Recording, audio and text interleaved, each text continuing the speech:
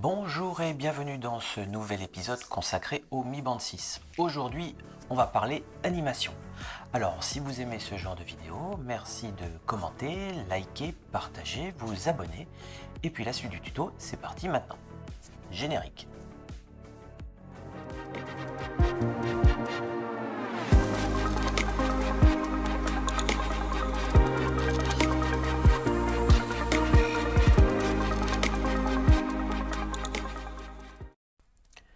Nous voici donc dans la cinquième partie de ce tuto, cinquième et dernière partie pour ce que je voudrais vous montrer, et aujourd'hui on va parler animation. Alors dans les watch face, souvent on met une petite animation, un petit personnage, un petit truc qui tourne, enfin histoire de faire quelque chose d'animé sur le fond d'écran, et c'est ce qu'on va voir aujourd'hui. Alors là je vous présente ce qu'on avait fait jusque là. On va donc faire un petit peu de place pour cette animation. On va la placer ici entre le nombre de pas et puis les chiffres des minutes. Et puis moi j'ai choisi un petit robot, je vais vous montrer lequel est-ce. Donc on va aller maintenant dans tuto 5 et je vais vous montrer quel robot j'ai choisi. Voilà, donc j'ai choisi ce petit robot pour la simple et bonne raison que déjà je le trouve assez rigolo. Il se prêtait bien en icône au-dessus du nombre de pas, et puis le fond est transparent. Et c'est avec ça qu'on va pouvoir facilement l'implémenter dans la watch face, avec bien entendu une subtilité qui est de taille. Allez, on attaque. Alors cette animation, c'est donc un fichier .gif que j'ai récupéré sur internet. À vous de chercher, il y en a des milliers et des milliers. J'ai mis un petit peu de temps à trouver ce que je voulais, mais j'ai fini par trouver. Alors ce qu'on va faire, ce fichier GIF, eh bien, on va extraire toutes les images qui le composent, puisqu'en fait, un fichier GIF, c'est une série d'images qui s'affichent les unes après les autres, avec un délai entre chaque, pour pouvoir faire l'animation. Et puis, l'idéal, c'est de prendre un GIF qui boucle sur lui-même, pour pouvoir être lu en boucle et à l'infini. Alors, pour pouvoir éditer ce GIF, je vais sur le site ezgif.com. Je vais donc, on peut faire des GIFs, on peut faire plein de choses. Moi, je vais aller dans Resize parce qu'il est trop gros pour la watch face. C'est quelque chose qui va prendre tout de suite beaucoup de place, et il faudra être un petit peu raisonnable. On ne peut pas faire une animation qui prenne toute la watch face, c'est trop lourd en poids. On ne pourra pas l'implémenter dans la watch face, on est limité en taille et en mémoire. Alors, choisir un fichier, eh bien, je vais aller choisir mon petit fichier ici de robot, et puis upload. Donc, ça va me permettre de le télécharger. Voilà. Alors, ici, quand on regarde au niveau des frames, on voit qu'on est en 249 par 285, ce qui est beaucoup trop gros pour le Mi Band. Je vous rappelle que c'est du 152 par 486, donc ça tiendrait en hauteur mais pas en largeur. Donc ce qu'on va faire, on va diminuer la hauteur et on va la mettre à 110 pixels. On va pas toucher ici aux possibilités, ça marche plutôt bien. On va faire Resize. À ce moment là, on descend, il nous fait ici la nouvelle taille du GIF. On a gagné 80% en taille, ce qui est énorme. Et on va aller dans Split pour pouvoir justement séparer toutes les frames. Alors toutes les images, on va mettre Output Image in PNG format, puisque c'est le format qui est couramment utilisé par le Mi Band. Split frame, et voilà, et on s'aperçoit qu'on en a 26. Et on va aller Download Frame as Zip, et puis on va aller l'enregistrer dans le dossier ressources. Voilà, j'ai fini avec internet. Maintenant on va pouvoir passer à l'édition tout simplement. Allons-y. Alors on est ici, ça c'est le compilateur. Hop, voilà, donc on a notre dossier qui est là. Je vais faire un nouveau dossier temporaire. Moi j'ai l'habitude de faire avec W. J'extrais ici, c'est un format zip. CTRL A pour tout sélectionner. On tire, on lâche. Et voilà. Donc on a toutes nos frames, ça on peut fermer. Et on va les avoir donc dans un format, si on se met ici, de 96 de large par 110 de haut. C'est ce que l'on voulait. Alors, on va retourner dans nos tutos, tuto 4. On va récupérer le dossier pour repartir de là où on s'était arrêté. Je le colle. Voilà, ici. Et puis on regarde un petit peu, nos images allaient jusqu'à 0,54. On avait mis les pas, mais finalement je les avais enlevés. Moi je vais les enlever parce que le graphique colle pas trop avec le petit robot. Donc je vais supprimer cette image. Donc finalement on a jusqu'à 53, sachant que 53 on le garde au cas où on veut y déplacer les chiffres. On va donc commencer à renommer tous nos petits fichiers ici à partir de 54. Alors je vais le faire tranquillement, je vous reprends après, ça prend du temps et puis on continuera la suite du tuto.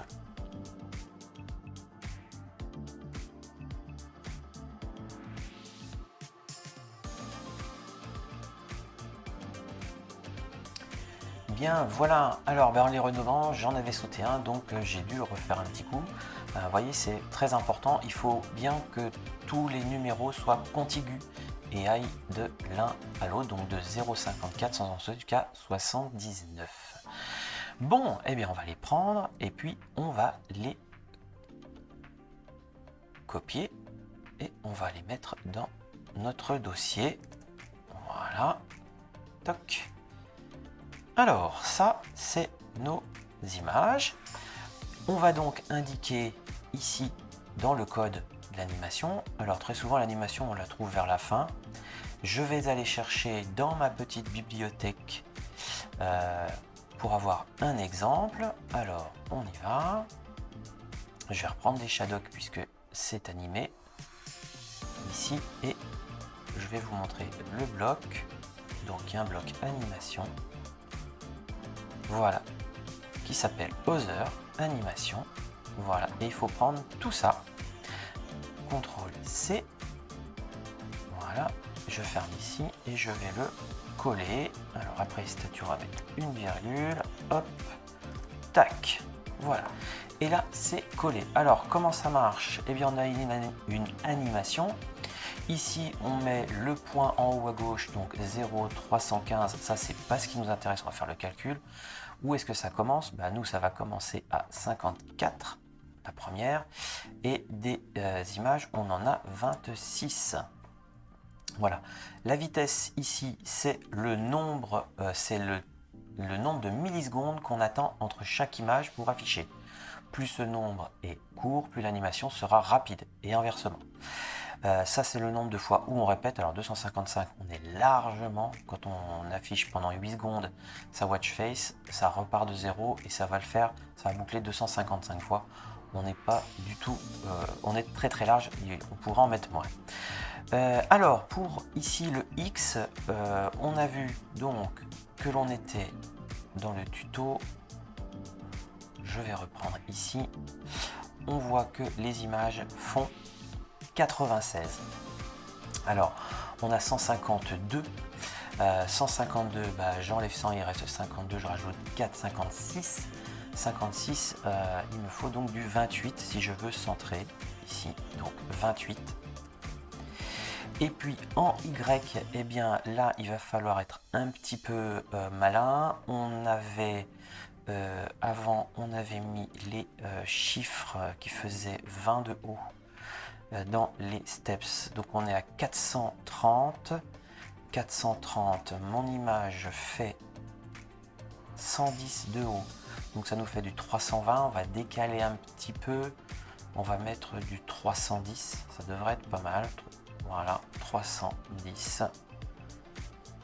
J'enregistre et je vais compiler. Et est-ce que ça marche? Ça a l'air de fonctionner. Voilà. Hop. Alors, qu'est-ce qu'on a ici? Qu'est-ce qu'on a ici? Eh bien, on voit notre animation. Voilà. Alors, de quoi on s'aperçoit? Notre petit robot, il a sa tête qui est devant les chiffres. Ça peut être quelque chose qu'on souhaite, tout à fait. Ce qu'on va faire, on va remonter un petit peu nos chiffres des heures et puis des minutes. Et puis si on regarde en bas, la botte, là on a un petit peu de place, on peut descendre un peu pour gagner, mais ça peut être une solution. Alors c'est ce qu'on va faire, on va remonter un petit peu tout ça. Alors je suis un peu perdu, toc, voilà. Donc je vais appeler mon fichier comme ceci, on va remonter un peu les heures et les minutes. Je vais me l'afficher quand même pour avoir une idée de ce qui se passe. Voilà. Allez, c'est parti. Donc les heures, on va remonter ça. On était ici en Y, on était ici à 130. On va remonter à 120. Voilà. Ici, on va remonter, je pense, aussi un petit peu plus. On va remonter plutôt que de remonter de 10, on va remonter de 15. Donc on va être à 25, 225. Oula, 225. Voilà. Et puis ce qu'on va faire, on va gagner un petit peu sur l'animation. On va mettre 300. Il n'y a quand même pas beaucoup. Hein. Je vais mettre 313. On va gagner 3 pixels. Des fois, ça se joue à ça. Voilà. Hop. Allez, on va regarder ce que ça donne. Alors ne vous inquiétez pas pour l'instant pour l'histoire des trucs qui sont violets, ça c'est normal, qui apparaissent dans la compilation. Je vous expliquerai plus tard, je vous montrerai pourquoi. Alors, hop, on est beaucoup mieux. Et puis là, notre petit robot, voilà. On pourrait encore jouer, on pourrait remonter la date, il faudrait encore triturer sur le slash, tout ça. Ça c'est de l'optimisation, ça se fait bien entendu après. Alors, ça c'est une chose, mais on a quelque chose qui ne se voit pas ici et qui pourtant existe sur l'animation, sur la watch face. C'est ce que je suis en train de vous montrer maintenant. En effet, on voit que les images du petit robot se superposent, mais elles ne s'effacent pas et ça fait une espèce de bouillie de pixels. Donc c'est normal, c'est parce que le fond est transparent et donc on voit apparaître les frames successives. Et le seul moyen qu'on a de faire, de corriger ça, eh bien, c'est de lui donner un fond pour chaque frame. C'est-à-dire qu'on va être obligé de mettre dans chaque image, ici, on va être obligé, pour les 26 images, 26 fois, il faudra coller le fond de la mi-bande. Et c'est pour ça que une fois que l'emplacement du robot est bien défini, eh ben, on n'y touchera plus, parce qu'après, si on le change de place, eh bien évidemment, avec le fond, on va avoir un décalage. Alors souvent, ce qui se passe, c'est que pour des animations simples, on met un fond noir et comme ça, on est tranquille, on peut le déplacer partout. Là, on a vraiment un fond coloré, on est allé un petit peu plus loin que ce qui est basique. Et ça, c'est une chose à savoir. Voilà, on n'a pas fait dans le simple dans ce tuto. Alors, je vais garder ici, au niveau de l'animation, je vais rien toucher. Je vais garder ici mon fichier JSON tel quel. Par contre, maintenant, il va falloir travailler avec un éditeur d'images. Alors, j'ai repris mon paint.net. Je vais lui mettre toutes mes frames ici. Bien entendu, je vais les glisser, déposer. On va les ouvrir. Donc, nos 26 frames. Et oui. Voilà, c'est ouvert. On va prendre aussi le fond, on va l'ouvrir, ça c'est le fond, et puis bien entendu maintenant il faut savoir où est-ce qu'on va se mettre. Alors quand on revient ici, je l'ai fermé un petit peu trop vite, on va regarder la coordonnée ici c'était bien 28 313, donc avec mon curseur ici je vais venir choisir un morceau qui commencera en 28 313 et puis qui va avoir exactement la taille d'une frame. Alors les frames font 96 par 110. Alors on avait dit qu'on était en ici 28 313, donc 28 313 il faut que je me mette ici et qu'après je me déplace de 96 et que je descende de 110. Donc 28 plus 96, ça nous fait du 128 moins 4, 124, donc 123 parce qu'il faut compter le pixel en cours. Donc 123 par donc 110, donc 422. Voilà, 422. C'est ça. Allez, on est parti. 28. 28. Allez, 28. 313. Ça, c'est la partie la plus casse-pied du tuto. Voilà. Hop. Et là, donc, j'avais dit 28 plus 128, 123. 123 par 400.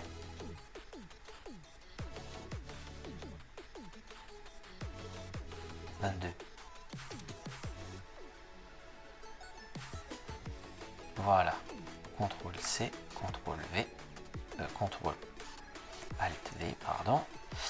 Et ici, j'ai donc 96 par 110, ce qui va me faire un fond pour toutes mes frames, ici, de 96 par 110. Alors, pour être sûr de notre coup, on va enregistrer ce fond. J'ai eu beaucoup de mal à le sortir comme ça devant vous, c'est assez long.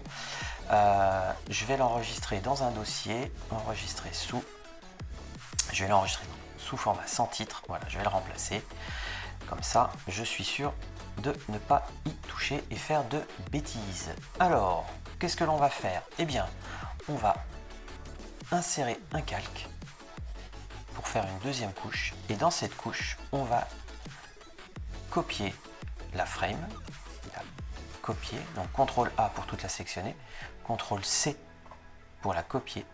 Et là, je viens dans calque et je colle. Donc ça va être la base. Et une fois qu'on l'a fait, on va faire fichier, enregistrer sous. Et ici, on va aller dans tuto, là. On va la mettre au format PNG. Et on sait qu'on a collé la 79. Et on va faire enregistrer. Ok, il me demande d'aplatir, j'aplatis. Voilà. Donc la frame, ici, celle-là, elle est faite. Je vous remontre encore une fois le principe. Donc là, je fais CTRL Z, Z. Voilà. Et encore. Voilà. Je fais des CTRL Z pour revenir à l'état initial. Celle-ci, la 79, eh bien, je n'en ai plus besoin. Je prends la 78, CTRL A, CTRL C. Je retourne ici dans mon fond, je colle. Et j'enregistre sous, eh bien là, plus 79, mais 78. Je l'enregistre au format PNG et je le mets en 78. Voilà, et j'aplatis. Et ça, eh bien, on va le faire pour toutes les frames. Alors, je ne vais pas le faire devant vous, je vais le faire hors caméra tranquillement, et puis je reviens vers vous quand j'ai terminé, quand tout est OK. Allez, à tout de suite.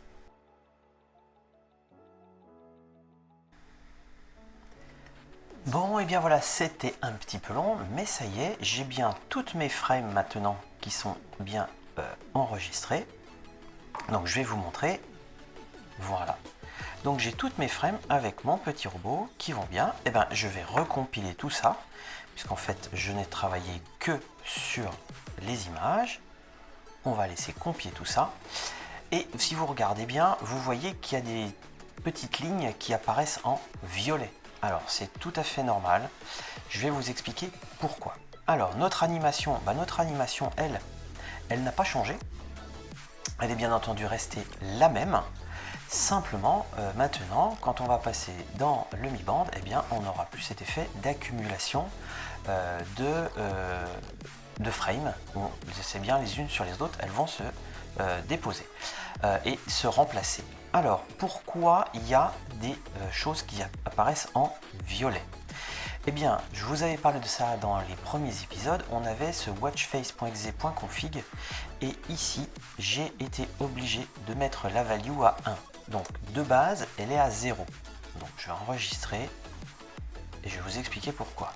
Si je fais ça, eh bien, et que je fais ma compilation, on n'a pas, ici, dans la compilation, on ne voit pas apparaître de frame, de ligne en violet. Par contre, quand on prend ici la valeur ici du pack, on s'aperçoit qu'on est à 963. Ah bah j'avais fait tout à l'heure, on était à 1,2 mégas. Bon, bah ça a changé. Tant pis, c'est très bien. On est à 963 kilooctets, on est presque en limite de taille pour la watch face. Alors, si ça vous arrive, en faisant une watch face quand même, je vous l'explique, si ça vous arrive, eh bien, passez en palette mode. C'est-à-dire que cette valeur-là, ici, celle-là, la User Palette Mode Value, vous la mettez à 1. Et ça vous permet d'unifier les palettes au niveau de toutes vos images et ça prend moins de place. Ça fait un fichier dont la compilation est moins volumineuse. Par contre, des fois, quand on a des effets d'un petit peu d'obscurcissement, d'ombre et de choses comme ça, eh bien là, ça les mange et c'est pas très beau. Donc, il y a un compromis à trouver entre taille et puis image. Donc ici ça marche, et bien tant mieux, tant mieux, tant mieux, j'avais fait mes essais. Donc ici par contre on va quand même voir la différence. Quand on est en 0, eh bien on voit qu'on est à 963 kilooctets. Si je la mets à 1, ici, donc j'enregistre et vous allez voir que la taille du fichier n'est plus du tout la même. Je recompile. Donc quand on est en palette mode, eh bien on a ces lignes qui apparaissent en violet, c'est pour ça. Et quand on prend maintenant le fichier bin, eh bien, il est à 488 kilooctets. On gagne beaucoup de place, pratiquement la moitié, pas tout à fait, mais pratiquement. Et ça nous permet de mettre plus de choses. C'est ça qui est intéressant. Voilà. Et bien voilà, notre watch face est terminé.